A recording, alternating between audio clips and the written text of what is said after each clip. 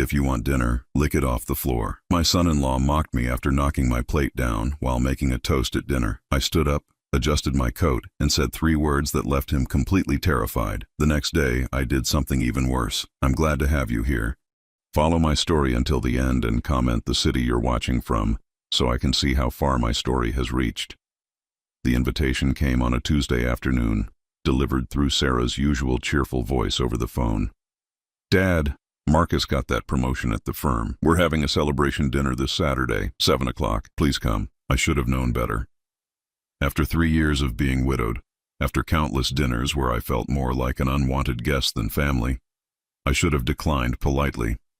But Sarah was my only child, my only connection to what remained of my family. So I pressed my best shirt, polished my shoes, and drove the 30-minute journey to their suburban home with a bottle of wine and hoped that maybe, just maybe, this time would be different.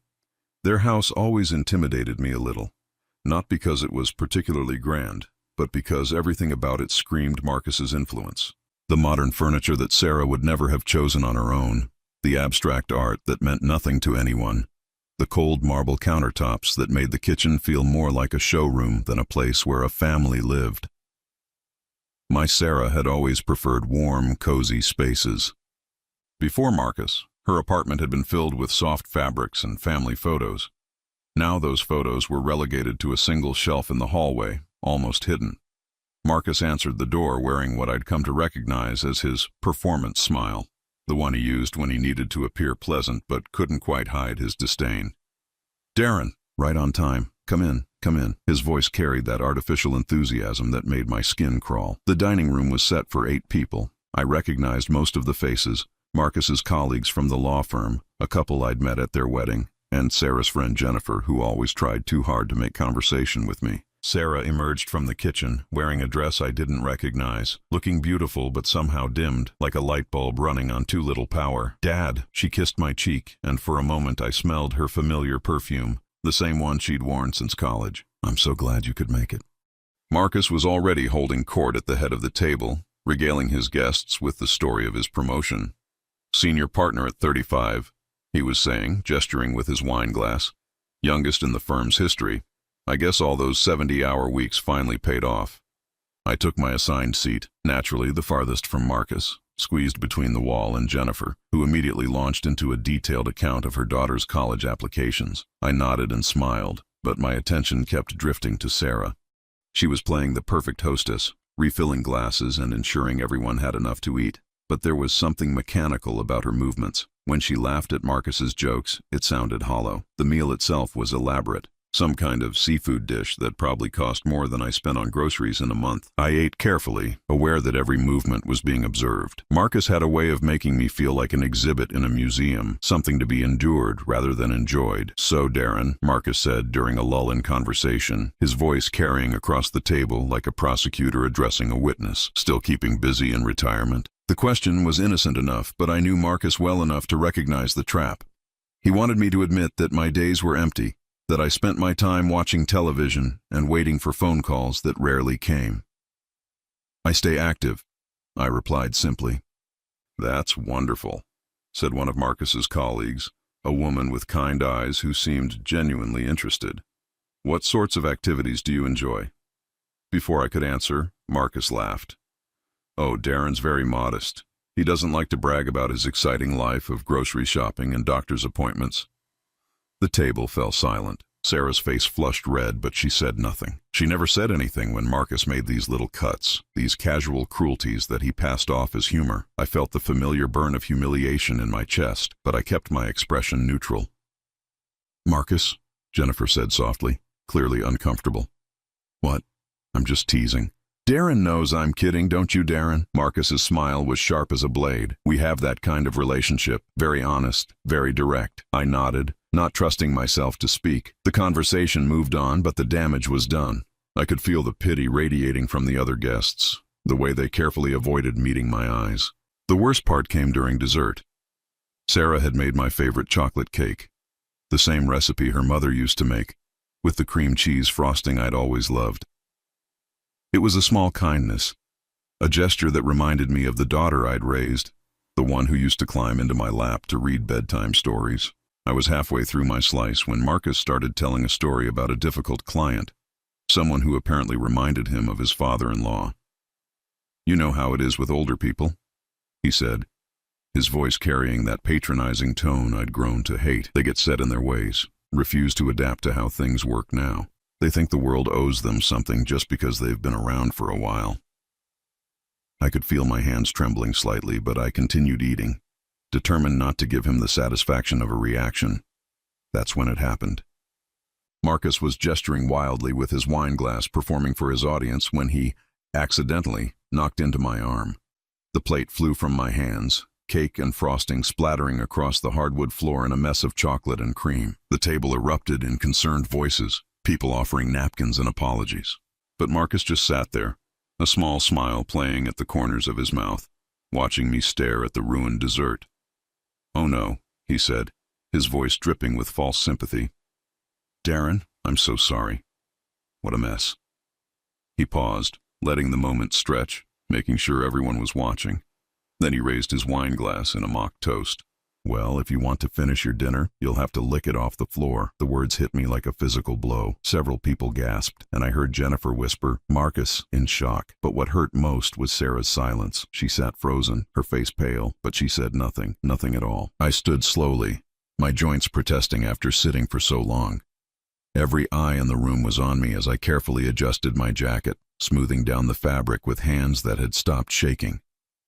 I looked directly at Marcus, whose smug expression was beginning to waver as he realized that something had changed in my demeanor. I leaned down, just close enough for him to hear me clearly, and spoke 3 words that I knew would haunt him. "I know everything." The color drained from his face so quickly I thought he might faint. His mouth opened and closed like a fish gasping for air, but no sound came out.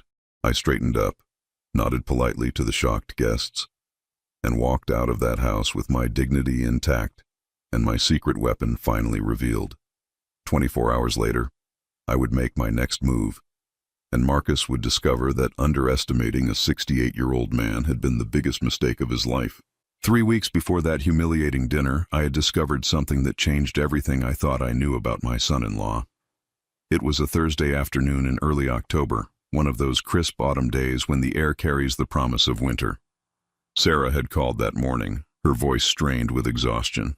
"Dad, I'm having the worst day.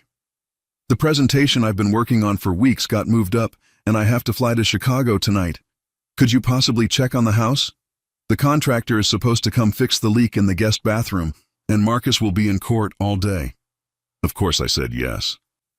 Sarah had been working herself to exhaustion lately, pulling long hours at the marketing firm while trying to maintain Marcus's vision of the perfect home. The least I could do was handle a simple contractor visit. I arrived at their house around 2 in the afternoon, letting myself in with the spare key Sarah had given me months ago. The contractor wasn't due until 3:30, so I settled into the living room with a book, enjoying the quiet. Their house might have been cold and modern, but it was peaceful when Marcus wasn't filling it with his voice. That's when I heard the front door open. My first thought was that Marcus had come home early. I called out a greeting but got no response. Instead, I heard voices. Marcus's voice and someone else. A woman, but not Sarah. The voice was softer, younger, with a slight accent I couldn't place. "Are you sure she won't be back?" the woman asked. "Not until tomorrow night," Marcus replied, his voice carrying a warmth I'd never heard him use with Sarah. "The Chicago meeting will run late, and she'll probably stay overnight rather than catch a red-eye." I sat frozen in the chair, my book forgotten in my lap. The rational part of my mind tried to find innocent explanations. Maybe it was a colleague, maybe they were working on a case. But something in the tone of their voices, something intimate and familiar, told me I was witnessing something else entirely. They moved through the house, their voices growing clearer as they approached the living room. I had seconds to decide what to do. I could announce my presence, face the awkwardness of whatever this was, or I could hide and hope they didn't notice me. I chose to hide. Moving as quietly as my aging joints would allow, I slipped behind the large sectional sofa that dominated the room. It wasn't ideal cover, but the way the furniture was arranged created a small blind spot near the window. I crouched there, feeling ridiculous and terrified in equal measure, my heart pounding so loudly I was sure they would hear it. God, I've missed this, the woman said, and I heard the unmistakable sound of a kiss. A long, passionate kiss that made my stomach turn. I know, baby. This case has been consuming everything, but it's almost over, and then we can start making real plans. My hands were shaking now. Real plans. The phrase hung in the air like a death sentence for my daughter's marriage. What about Sarah? The woman asked. You said you were going to tell her soon. Marcus laughed, but it wasn't the cruel laugh I'd grown accustomed to at family dinners. This was different, casual, dismissive. Sarah's so buried in her work she wouldn't notice if I brought home a marching band. Besides, she's not exactly making this difficult. She practically lives at the office now. But you will tell her? I can't keep doing this, Marcus. Sneaking around, pretending we're just friends when we run into people. I want a real relationship.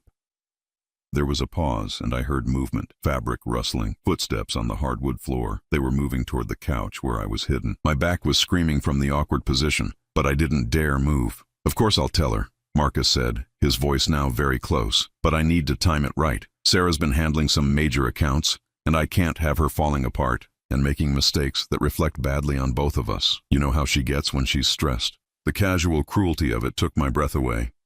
He was talking about my daughter like she was a business problem to be managed, an inconvenience to be handled at the most opportune moment. Sometimes I think you're just stringing me along, the woman said, and now I could hear the doubt creeping into her voice. Amanda, look at me. I heard Marcus move closer to her. I love you. I've loved you since the day we met at that conference. This thing with Sarah, it's been over for years. We're just roommates who happen to share a mortgage. Amanda, I filed the name away, along with everything else I was learning about the man my daughter had married. She doesn't even know who I am, does she? Amanda asked. You've never mentioned me. Why would I? She wouldn't understand. Sarah sees everything in black and white. She doesn't understand that sometimes relationships just run their course, that people grow apart. I thought about all the times Sarah had called me, worried about her marriage, asking if it was normal for couples to feel distant. She'd blamed herself, wondered if she was working too much, not being attentive enough, all while Marcus was building a relationship with another woman. They moved away from the couch, their voices growing fainter as they headed upstairs. I stayed hidden for another 10 minutes, listening to the sounds of their affair playing out in the bedroom Sarah shared with her husband. When I finally heard the shower running, I crept out of my hiding place and quietly let myself out the back door. I sat in my car for 20 minutes, hands gripping the steering wheel, trying to process what I'd witnessed. Part of me wanted to call Sarah immediately, to warn her, to protect her from the devastating betrayal that was coming. But another part of me, the part that had learned hard lessons about timing and strategy during my years in the military, told me to wait. I needed proof. I needed to understand the full scope of what Marcus was doing before I destroyed my daughter's world, and I needed to figure out how to tell her in a way that wouldn't also destroy her. The contractor never showed up that day.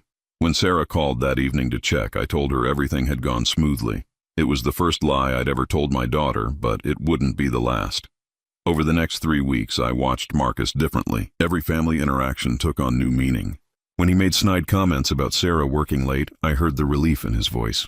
When he talked about his busy schedule, I wondered how much of it was really spent with Amanda.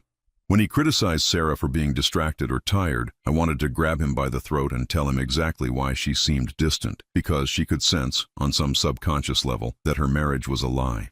The night of that terrible dinner, when Marcus pushed me too far, when he humiliated me in front of his friends and colleagues while my daughter sat silent, I realized something important.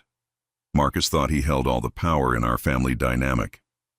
He thought he could treat me like a doddering old fool because I was just Sarah's helpless father, dependent on their charity and too weak to fight back. He had no idea that I was sitting on information that could destroy his carefully constructed life in a matter of minutes. He had no idea that the man he was humiliating had spent 40 years in military intelligence, that I understood better than most people how to gather information and use it strategically. When I leaned down and whispered those 3 words, "I know everything," I watched his face transform from smug superiority to genuine terror. Because in that moment, Marcus realized what I had known for weeks. The balance of power in our family had shifted completely, and tomorrow, I would begin to use that power to protect my daughter, even if it meant breaking her heart in the process. The morning after the dinner, I woke up with a clarity I hadn't felt in years. For too long, I had allowed Marcus to make me feel small, irrelevant, like a burden my daughter carried out of obligation. But lying in my bed at 5:30 in the morning, watching the sunrise paint my bedroom walls gold. I realized that my 40 years in military intelligence hadn't been erased by retirement. I still knew how to plan, how to strategize, and most importantly, how to win. My first call was to Tommy Rodriguez, an old colleague from my Army days who had transitioned into private investigation after retiring. Tommy and I had served together in Germany during the Cold War, back when gathering intelligence meant patience, careful observation, and meticulous documentation. If anyone could help me build an airtight case against Marcus, it was Tommy. "Darren Walsh," Tommy's voice crackled through the phone, warm with genuine affection. "I was wondering when you'd call. Heard through the grapevine that you've been dealing with some family complications."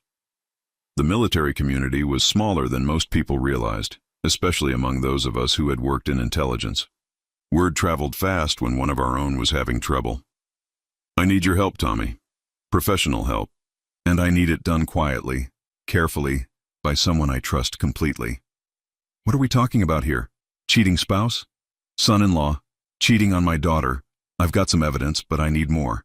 Enough to make sure she believes me when I tell her, and enough to protect her in whatever comes next." Tommy was quiet for a moment, and I could almost hear him thinking.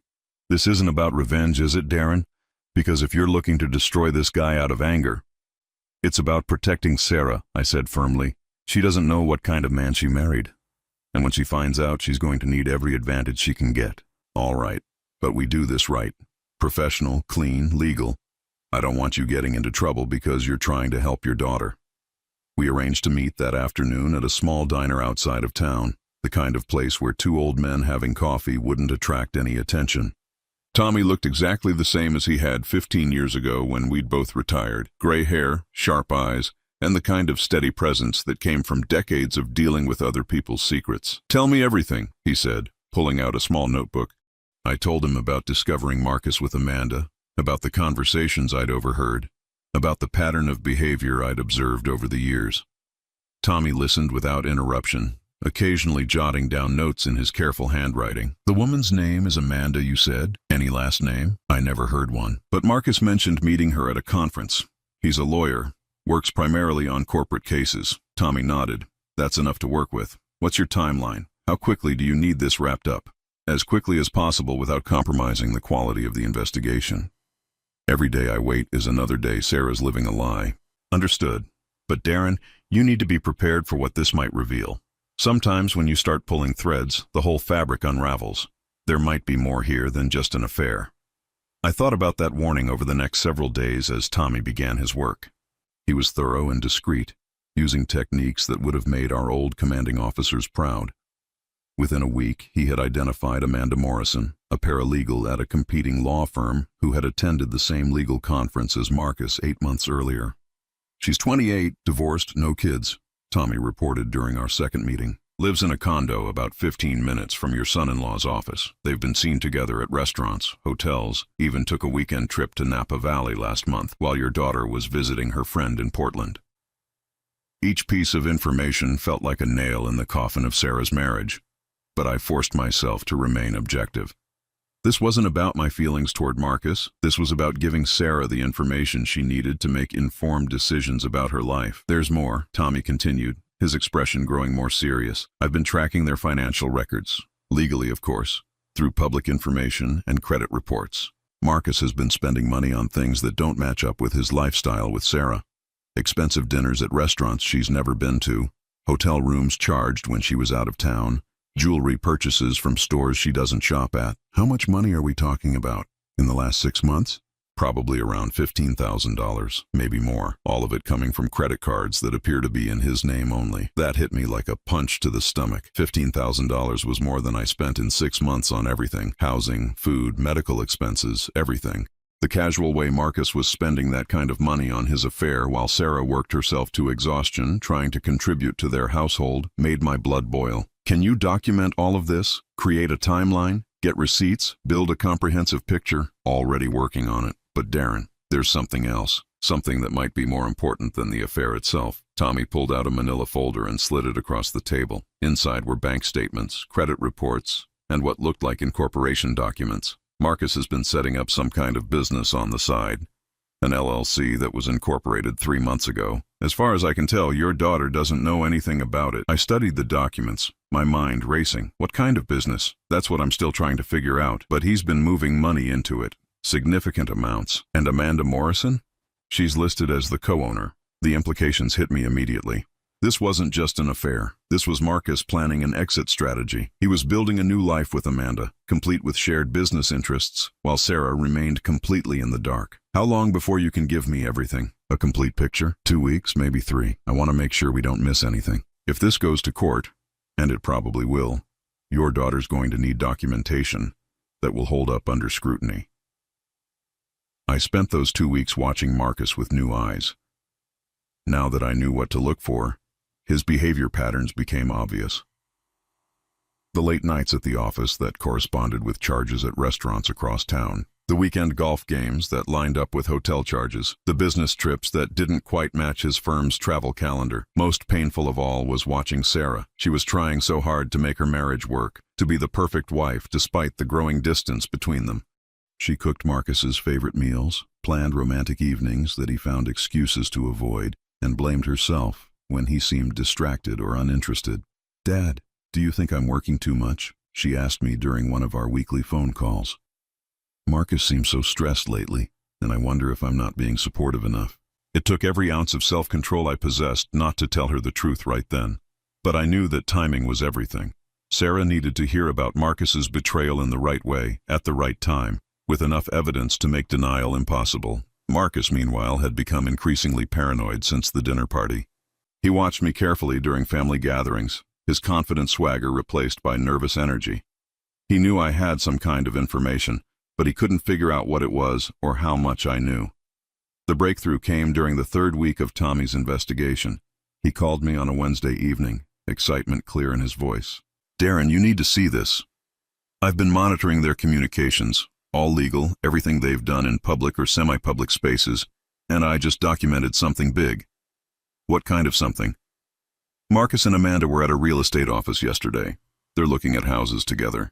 Specifically, they're looking at houses in Amanda's name, using money from their joint business account. I have photos of them with a realtor, looking at properties in the suburbs about an hour from where Sarah lives." The final piece of the puzzle clicked into place. Marcus wasn't just having an affair. He was building an entirely new life with Amanda while keeping Sarah as a financial safety net. He was planning to leave her, but only after he had secured his exit strategy and protected his assets. "Tommy, I need everything you have. Every document, every photo, every piece of evidence. It's time to tell Sarah the truth. Are you sure you're ready for this? Once you show her this information, there's no going back. Her marriage is over." I thought about my daughter, working late nights and weekends, trying to save a marriage that had been dead for months.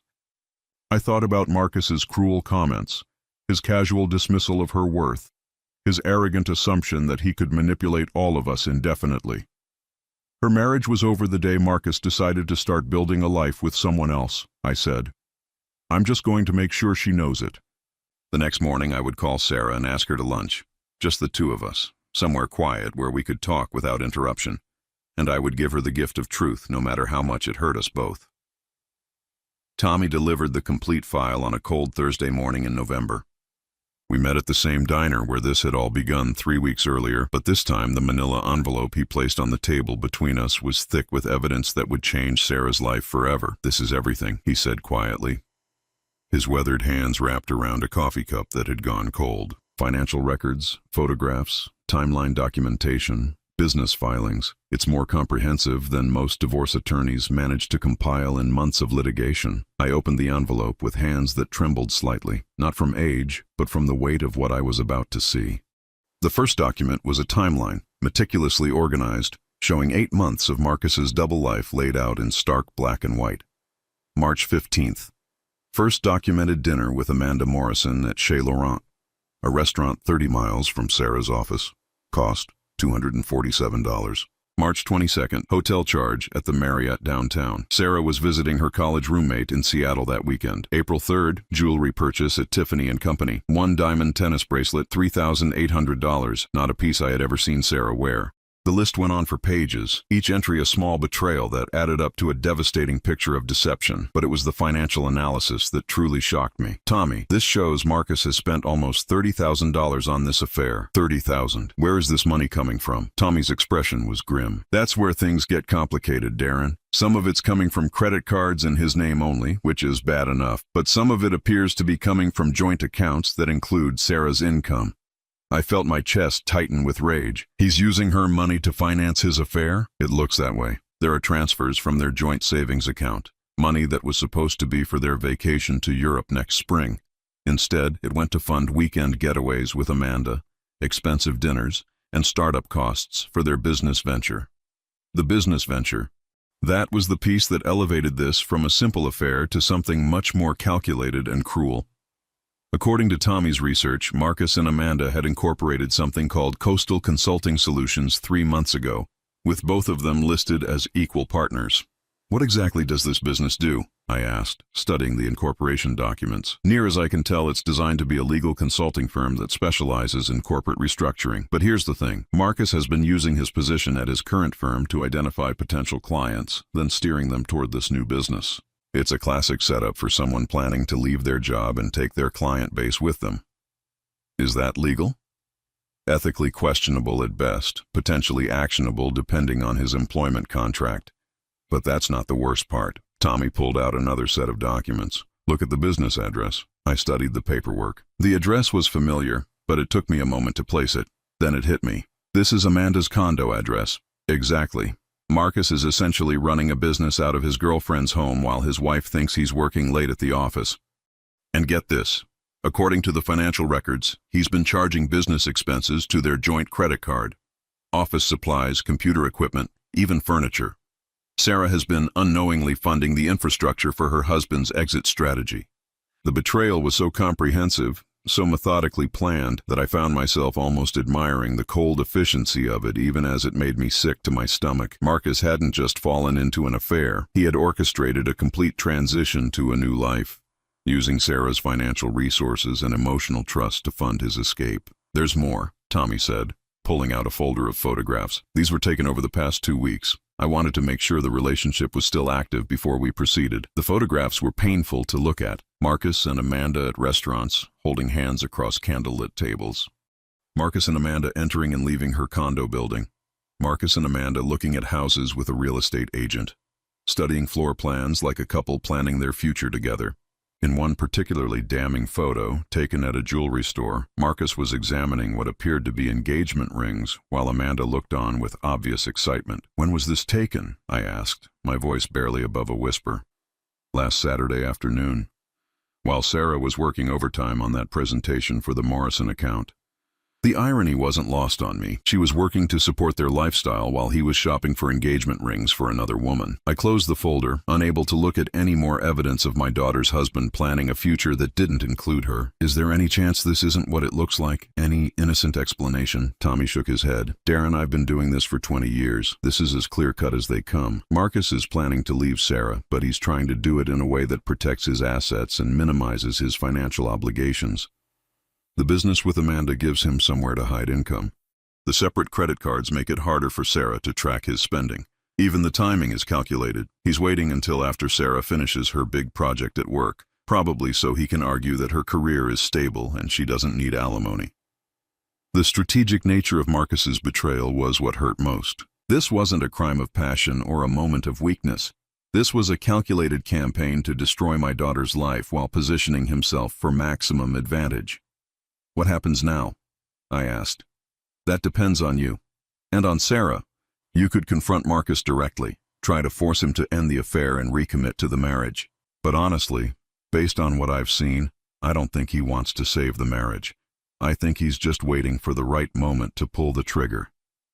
Or you give this information to Sarah and let her decide how to handle it.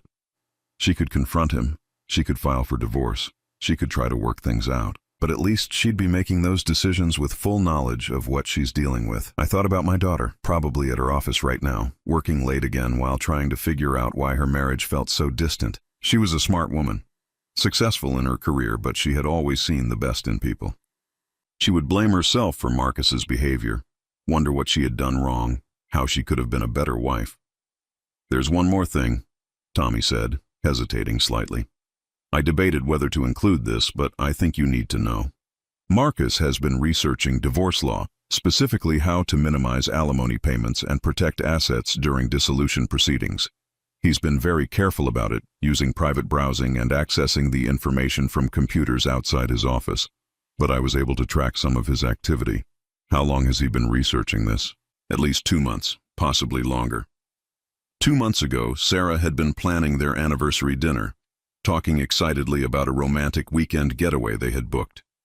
While she was planning to celebrate their marriage, Marcus was researching how to end it with minimal cost to himself. I gathered all the documents and photos, sliding them back into the envelope with hands that shook with anger. "Tommy, I need you to make copies of everything. Complete sets. One for Sarah, one for whatever attorney she chooses, and one for my records. Already done. And Darren? When you tell her, make sure she understands that none of this is her fault. In my experience, the victims of this kind of systematic deception always blame themselves first." After Tommy left, I sat in my car in the diner parking lot for almost an hour, staring at the envelope that contained the destruction of my daughter's marriage. Part of me wanted to drive straight to Marcus's office and confront him myself, to force him to look me in the eye while I detailed exactly what kind of man he was. But I had learned patience during my years in intelligence work. I had learned that information was only powerful when it was used at the right time, in the right way, for the right reasons. It was time to call Sarah and arrange that lunch. It was time to give her the truth, no matter how much it would hurt us both. That evening, as I sat in my apartment organizing the evidence into a logical sequence, my phone rang. Sarah's name appeared on the caller ID, and for a moment I considered not answering. How could I make small talk about her day when I knew what I was about to reveal to her? "Hi, Dad." Her voice was tired but warm. "How was your day?" "Fine, sweetheart. How are you holding up? You sound exhausted." "Just busy. Marcus is working late again tonight, so I thought I'd call and check in. We haven't talked much this week." Marcus was working late. I wondered if he was actually at the office, or if he was with Amanda, planning their future while Sarah sat alone in their house, missing him. "Sarah, would you like to have lunch tomorrow? Just the two of us.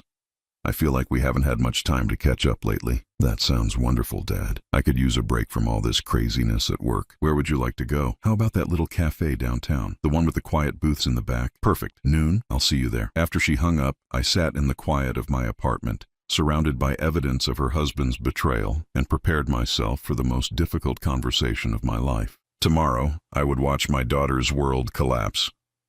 But I would also give her the information she needed to rebuild it on her own terms. I arrived at the cafe 15 minutes early, choosing a corner booth where we could speak privately without being overheard. The manila envelope sat on the seat beside me like a loaded weapon, heavy with the power to destroy my daughter's world. I ordered coffee and waited, rehearsing in my mind how to begin the conversation that would change everything. Sarah walked in at exactly noon, looking professional in her navy blue suit, but carrying the exhaustion in her shoulders that had become her constant companion. She slid into the booth across from me with a tired smile, and for a moment I almost lost my resolve.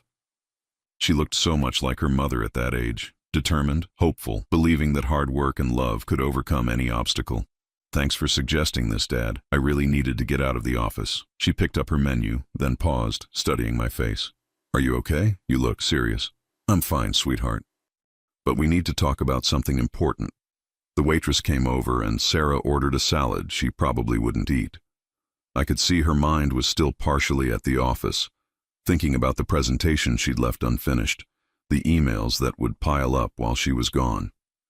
She had no idea that in the next hour her work concerns would become completely irrelevant. "Sarah," I began carefully, "I need to tell you something about Marcus. Something I discovered accidentally, and something I've been investigating to make sure I had all the facts before I talked to you." Her expression shifted immediately from casual interest to concern. "What kind of something? Dad, you're scaring me." 3 weeks ago, I went to your house to meet a contractor while you were in Chicago. Marcus came home while I was there, but he wasn't alone. I watched her face as the implication sank in. The color drained from her cheeks, but she shook her head slightly, as if she could will away what I was about to tell her. What do you mean he wasn't alone? He was with a woman named Amanda Morrison. They were intimate.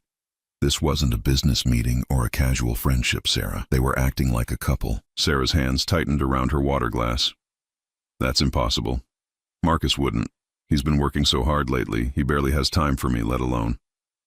She trailed off, her mind clearly racing through recent conversations, looking for explanations that would make this go away. I hired a private investigator. I continued gently. Someone I trust from my military days. I needed to know the full scope of what was happening before I told you. A private investigator? Her voice was barely above a whisper. Dad, how long has this been going on? I reached for the envelope. At least 8 months? Probably longer. I slid the timeline across the table. This documents their relationship from the first dinner I could verify until last week. Sarah's hands shook as she picked up the papers. I watched her face as she read through the entries, saw the exact moment when the reality hit her. March 15th, March 22nd, April 3rd. Each date corresponded to a night Marcus had claimed to be working late. A weekend he'd said he was playing golf. A business trip that had seemed unnecessarily long. Oh God, she whispered, her voice breaking. The weekend I went to Portland to see Jennifer. He said he had to work Saturday. Couldn't come with me. But this says he was at a hotel with her. Sarah, there's more, and it's going to be harder to hear. I showed her the financial records, explaining how Marcus had been using their joint accounts to fund his affair. I watched her face crumble as she realized that the vacation money they'd been saving, the emergency fund she'd contributed to faithfully every month, had been spent on romantic dinners and hotel rooms for Marcus and his lover. $30,000, she said, staring at the numbers. $30,000 of our money. Money I worked overtime to save. It gets worse, I said quietly, pulling out the business and corporation documents. They've started a company together. Marcus has been building a new life with this woman, using your financial resources to fund it. Sarah read through the paperwork with the careful attention of someone trying to understand a foreign language. As a marketing professional, she understood business documents, but seeing her husband's name linked with another woman's in a legal partnership was clearly devastating. Coastal Consulting Solutions, she read aloud. He never mentioned starting a business. We talk about everything. She stopped, laughing bitterly. I thought we talked about everything. Sarah, I'm so sorry. I know this is destroying you, but there's one more thing you need to see. I showed her the photographs. I had debated whether to include them, but I knew she needed to see the depth of Marcus's commitment to this other relationship. She looked through them slowly, her breathing becoming more shallow with each image. The photo of Marcus and Amanda looking at engagement rings was the final blow. Sarah stared at it for a long moment, then carefully set it down and covered her face with her hands. He's going to leave me, she said through her fingers. He's planning to leave me for her. Yes, I think he is. When? I don't know, but based on the timeline, I think he's waiting for you to finish your current project at work. He's been researching divorce law, specifically how to minimize alimony payments. Sarah looked up at me then, and I saw something in her eyes I hadn't seen since she was a child.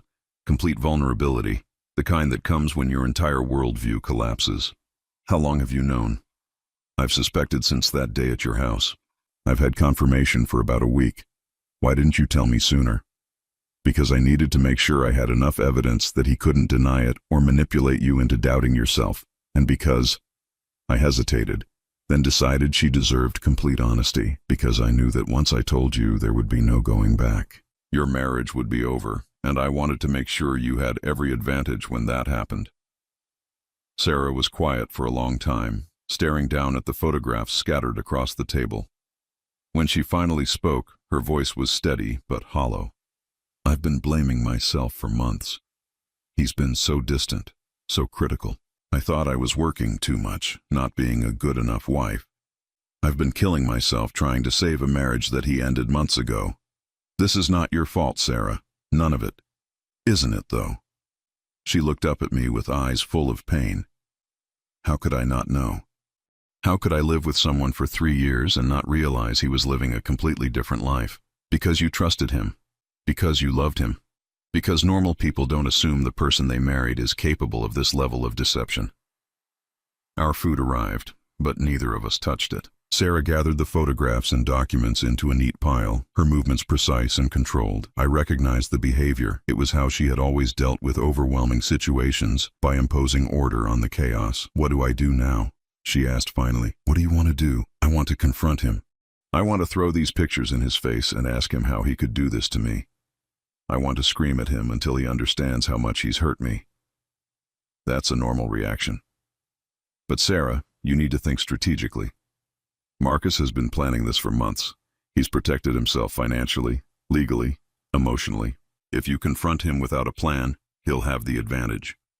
What kind of plan? First, you need a good divorce attorney. Someone who specializes in cases involving hidden assets and financial deception. Second, you need to secure your own finances before he realizes you know. Third, you need to document everything in your own home, any papers, any evidence, anything that might disappear once he knows you're aware of the affair. Sarah nodded slowly, and I could see her marketing professional mind taking over, treating this like a project that needed to be managed rather than an emotional catastrophe. "Will you help me?" she asked. "I don't think I can do this alone." "Of course. Whatever you need." "I need to go home," she said, standing up abruptly. "I need to look through his things, see what else he's been hiding. And I need to call work and tell them I'm taking a few days off." "Sarah, wait." I caught her arm gently. "Don't go home angry. Don't let him see that you know anything until you're ready. Can you do that?" She took a deep breath and I watched her compose herself, drawing on reserves of strength I wasn't sure she knew she had. "Yes, I can do that." As we left the cafe, Sarah turned to me one more time. "Dad, thank you. I know this must have been horrible for you, knowing this and having to tell me, but thank you for protecting me. I love you, sweetheart. We're going to get through this." She nodded, squared her shoulders, and walked to her car with the dignity and determination that reminded me exactly why I was so proud to be her father. Marcus had underestimated both of us, but he was about to learn that the Walsh family was stronger than he had ever imagined. 3 days after our lunch at the cafe, Sarah called me at 6 a.m. Her voice was calm, steady, and completely different from the devastated woman I had left in the parking lot. "Dad, I did it." I confronted him last night. I sat up in bed, instantly alert. "How did it go?" "Better than I expected. I waited until he got home from his business dinner, which, according to your investigator's timeline, was actually dinner with Amanda. I had all the evidence laid out on the kitchen table like a presentation. Financial records, photographs, business documents, everything." "What did he say?" Sarah laughed, but there was no humor in it. "First he tried to deny it. Then he tried to minimize it, said it was just a friendship that had gotten complicated. Then, when he realized I had documentation of everything, he got angry, started yelling about how I had violated his privacy by hiring a private investigator." "His privacy," I repeated, feeling my own anger flare. "I know. The irony wasn't lost on me either. But Dad, here's the thing. I wasn't scared of him. For the first time in months, maybe years, I felt like I had power in our relationship. He couldn't gaslight me, couldn't make me doubt what I was seeing because I had evidence. I'm proud of you. There's more." When he realized he couldn't manipulate me anymore, he switched tactics. Started talking about how our marriage had been struggling anyway, how we'd grown apart, how maybe this was for the best. Said he'd been planning to talk to me about separation soon anyway. "How did you respond?" I told him I'd save him the trouble. "I'm filing for divorce." The words hung in the air between us, final and powerful. My daughter had made her choice and she was taking control of her life. "Are you okay?" I asked. "I'm angry. I'm hurt. But Dad, I'm also relieved. I've been living with this feeling that something was wrong for months, blaming myself, trying harder to fix something that was already broken. Now I know it wasn't me. It was never me." Over the next several weeks, I watched Sarah transform. She moved out of the house she had shared with Marcus and into a small apartment closer to her office. She hired Linda Patterson, one of the best divorce attorneys in the city, and armed with Tommy's investigation, Linda built a case that protected Sarah's interests completely. Marcus tried to fight it first. He claimed the business with Amanda was just a side project, that the money he'd spent was his to spend, that Sarah was being vindictive and unreasonable. But when Linda presented the evidence of systematic financial deception and the use of marital assets to fund an affair, his attorney quickly recommended a settlement. The prenup he insisted on before your wedding works in our favor, Linda explained to Sarah during one of their meetings. It was designed to protect his assets, but it also means he can't claim any interest in your retirement accounts or the inheritance from your mother. And given the evidence of financial misconduct, we can argue for reimbursement of the marital funds he spent on his affair. The settlement was finalized 6 weeks after Sarah had confronted Marcus. She kept her retirement savings, received reimbursement for the money Marcus had spent on Amanda, and walked away from their marriage with her dignity intact and her future secure. But the most important change was in Sarah herself. The woman who had been working herself to exhaustion trying to save a marriage that had been over for months was gone. In her place was someone confident, focused, and genuinely happy for the first time in years. I got the promotion, she told me over dinner at a restaurant of her choice, not somewhere Marcus would have approved of, but a place with excellent food and a warm atmosphere. Senior Director of Marketing, 20% raise, my own team, and the best part, I didn't have to worry about how it would affect Marcus's ego. Congratulations. You've worked hard for this. I've been thinking about that, she said, twirling pasta around her fork. I did work hard, but I also held myself back, afraid that succeeding too much would threaten Marcus. I turned down opportunities, worked behind the scenes instead of taking credit, made myself smaller so he could feel bigger. And now I'm done making myself smaller for anyone. The conversation turned to lighter topics, but I found myself watching my daughter throughout the evening, marveling at the change in her. The tension that had lived in her shoulders for years was gone. She laughed more easily, spoke more confidently, and seemed to take up more space in the world. As we prepared to leave, Sarah reached across the table and took my hand. Dad, I need to thank you again. Not just for uncovering the truth about Marcus, but for the way you handled it. You could have just told me what you saw that day, but instead you made sure I had every piece of information I needed to protect myself. I learned a long time ago that information is only powerful when it's complete and accurate. There's something else, she continued. The night Marcus humiliated you at dinner, when he made that comment about licking food off the floor, I should have defended you. I should have stood up and told him his behavior was unacceptable. I'm sorry I didn't. You were in an impossible position. No, I was in a relationship that had trained me to avoid conflict, to smooth things over, to pretend problems didn't exist rather than address them. But that's not who I want to be anymore. 2 months later, Sarah called to tell me about a dinner party she was hosting. Just a few friends from work, nothing fancy. But I wanted you to come. I realized I've never had you over to my new place. Sarah's apartment was everything her house with Marcus hadn't been. Warm, comfortable, filled with photographs and books and the kind of personal touches that made a space feel like home. She had decorated it entirely according to her own taste, without considering anyone else's preferences or opinions. The dinner party was small but lively. Sarah's colleagues clearly respected her, and several of them mentioned projects she was leading, innovations she had implemented, recognition she had received. I found myself bursting with pride, not just for her professional success, but for the confidence with which she moved through her own life. After the guests left, Sarah and I sat on her balcony, looking out over the city lights. I have something to tell you, she said, her voice carrying a note of excitement I hadn't heard in years. What's that? I ran into Marcus last week, at the grocery store of all places. He was with Amanda. I tensed, wondering if seeing them together had reopened old wounds. How was that? Awkward for about 30 seconds, and then nothing. I felt nothing. No anger, no hurt, no regret. I looked at him and wondered what I had ever seen in him, how I had ever thought he was worthy of the effort I put into our marriage. That's a good sign. He looked surprised to see me, asked how I was doing, if I was dating anyone.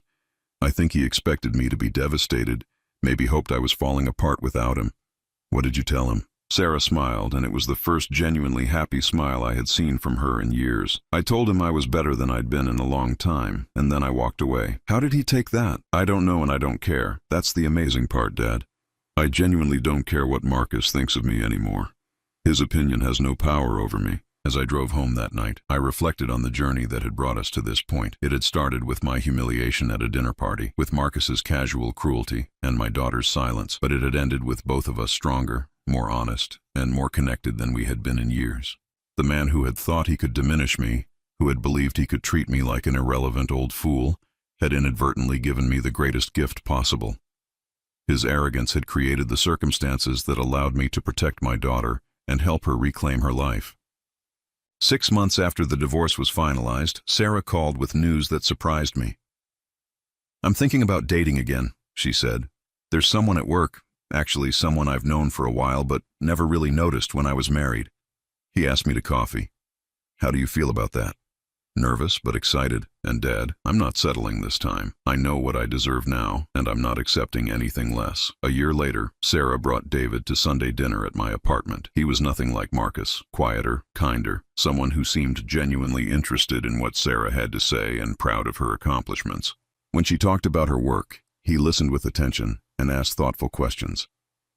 When she mentioned a problem she was dealing with, he offered support without trying to solve it for her. Most importantly, he treated me with respect.